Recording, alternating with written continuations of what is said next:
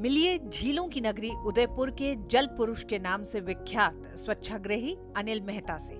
स्वच्छ भारत अभियान से प्रेरित अनिल पेशे से पॉलिटेक्निक संस्थान में प्राचार्य हैं, लेकिन हर रविवार को अपनी टीम के साथ उदयपुर की झीलों की साफ सफाई का काम करते हैं। वैसे तो ये 1992 से ये काम कर रहे हैं, लेकिन 2007 से इन्होंने वैज्ञानिक तरीके से झीलों की जैविक सफाई का अभियान शुरू किया। उदयपुर के अंदर झीलों और नदियों और तालाबों को बचाने का जो नागरिक प्रयास है उसका बहुत लंबा इतिहास है, लेकिन सिस्टमेटिक तरीके से एक समूह में आकर और पूरी नागरिकता को उसमें डालते हुए 1993 से प्रयास प्रारंभ हुए। 2007 से पहले तो हम साल में 3 बार 4 बार 5 बार सारे शहर के लोगों को आमंत्रित करते थे और सारे लोग आते थे और उन लोगों झीलों की सफाई करते थे। वो चर्चा भी करते थे कि झीलों को हम वैज्ञानिक तरीके से साफ़ कैसे करते थे, प्रोजेक्ट भी बनाते थे। 2007 के बाद से लगातार प्रति रविवार हमारे जो उदयपुर के जो नागरिक लोग हैं, जो एनलाइटेंड सिटीजन्स हैं, वो शहर के झीलों के अलग अलग कोनों पे इकट्ठे होते हैं और झील के अंदर जो कुछ कचरा है, गंदगी है, उसको बाहर निकालते हैं। उसके साथ चर्चा करते हैं कि हम किस तरह से इन झीलों को और हमारी जो नदी है, जो गंगा नदी तंत्र का हिस्सा है, उसको हम कैसे साफ रख सकते हैं। दरअसल कुछ साल पहले उदयपुर की झीलों में जलकुंभी का प्रकोप काफी ज्यादा हो गया था, जिसे जैविक तरीके से खत्म करने के लिए अनिल ने भारतीय बागवानी अनुसंधान संस्थान से जलकुंभी नाशक कीड़े लाकर झील के पानी को साफ किया। ये नदी आप देख रहे हैं, इसके अंदर जलकुंभी का बहुत बड़ा प्रकोप था और इससे था कि इसमें गंदगी बहुत थी, तो पूरे पानी का सतह नजर नहीं आता, पूरी जलकुंभी नजर आती थी। तो हमने कई समय तक बार बार पब्लिक मूवमेंट होते हैं, लोग इकट्ठे होते, साफ करते हैं, सरकार भी कोशिश करती है, लेकिन उसका समाधान नहीं था। हमें फिर पता पड़ा कि Indian institute of horticulture research ने 2 ऐसे कीड़े जो ब्राज़ील में ओरिजिन के, उनको पता किया है। अगर वो जलकुंभी पे आ जाए तो जलकुंभी को तने से खाकर उस जलकुंभी को छोटा कर देते हैं, जलकुंभी की ग्रोथ को कम कर देते हैं। वो बायोलॉजिकल सिस्टम जलकुंभी के नियंत्रण का हमने 1997 में यहाँ इंट्रोड्यूस किया और आज अगर आपको जहाँ कभी जलकुंभी नज़र आती है तो उसकी जो डेंसिटी है, उसकी जो ग्रोथ है, उसकी जो लंबाई है, उसका जो वजन है, वो बहुत कम आता है।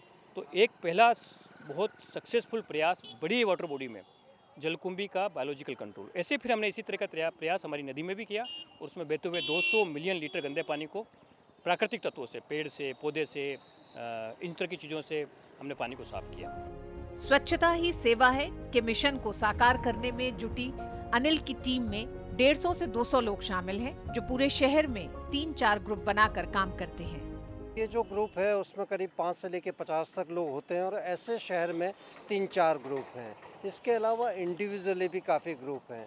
जब जब मौके होते हैं तब शहर में बड़ी तादाद में लोग आते हैं।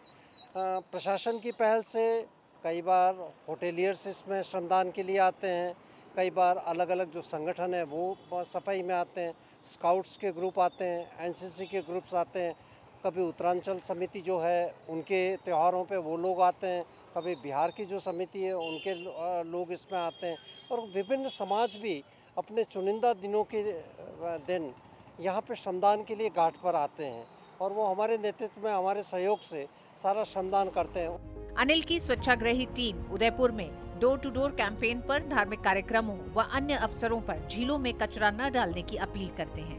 हमारी पहली जागरूकता यही रहती है कि जब विभिन्न धार्मिक संगठनों के जो पूजा पाठ और जो भी त्यौहार होते हैं उस समय क्या हर झीलों के आसपास सारी पूजा की सामग्री और सारी सामग्री डाल देते हैं। तो हमारा यही काम रहता है, उस समय वॉलंटरी वहाँ खड़े रहते हैं और जो भी कचरा और जो भी फूल माला जो झील में जाने उन्हें हम रोकने का काम करते हैं। और जितने भी होटल्स वाले हैं उन सबको भी एक जागरूकता संदेश देते हैं कि आप अपना कचरे जो भी सीवरेज है वो सबको आप तालाब में मत डालो, उनको व्यवस्थित ट्रीटमेंट प्लांट के अंदर ही उसको दो आप। अनिल मेहता के स्वच्छता अभियान की सफलता के बाद अब जैविक तरीके से गंगा नदी को स्वच्छ करने के लिए भी अनिल मेहता के जैविक मॉडल को अपनाया जा रहा है। जो उदयपुर में की आय नदी पर जो ये प्रयास हुआ कि आप प्राकृतिक तरीके से बिना बिजली खर्च के, बिना केमिकल खर्च के प्राकृतिक एलिमेंट्स को लेते हुए आप पानी साफ कर सकते। तो जब हमने उदयपुर में किया तो उदयपुर के बाद ये नर्मदा के लोगों ने भी इसको अपनाया और अभी जानकारी मिली है कि जो गंगा की कुछ ऐसी स्ट्रीम्स जिसमें गंदा पानी बहता है उसके ऊपर ये बायोलॉजिकल तरीका जिसको ग्रीन ब्रिज के नाम बोलते हैं, ऐसे ग्रीन ब्रिज, इस ग्रीन ब्रिज क्या होगा, उसके अंदर कुछ पौधे होंगे, कुछ पत्थर होंगे, कच्ची दीवारें होगी, कुछ माइक्रोब्स होंगे, वो पानी जब उसमें से निकलेगा तो पूरा का पूरा पानी साफ हो जाएगा। गौरतलब है कि भारत सरकार नदियों और झीलों के संरक्षण के साथ उनको स्वच्छ, अविरल और निर्मल बनाने का काम कर रही है। ऐसे में अनिल मेहता की झीलों के संरक्षण की ये नागरिक पहल सरकार के स्वच्छ भारत अभियान को गति देने में मील का पत्थर साबित होगी। उदयपुर में स्थानीय नागरिकों द्वारा जैविक तरीके से झीलों के संरक्षण और जल संरक्षण के साथ साथ सफाई अभियान को गति दी जा रही है। इस अभियान से एक और जहां जिलों में जलीय जीव सुरक्षित रहते हैं, वहीं पर्यावरण की सुरक्षा करने में भी मदद मिलती है। इस अभियान की सफलता का अंदाजा इसी बात से लगाया है कि भारत सरकार ने अभी अभियान गंगा नदी को स्वच्छ, निर्मल और अविरल बनाने के लिए शुरू किया है। मेरे सहयोगी कैमरामैन भीम सिंह और श्रीनिवास के साथ में OP Yadav, DD news, Udaipur.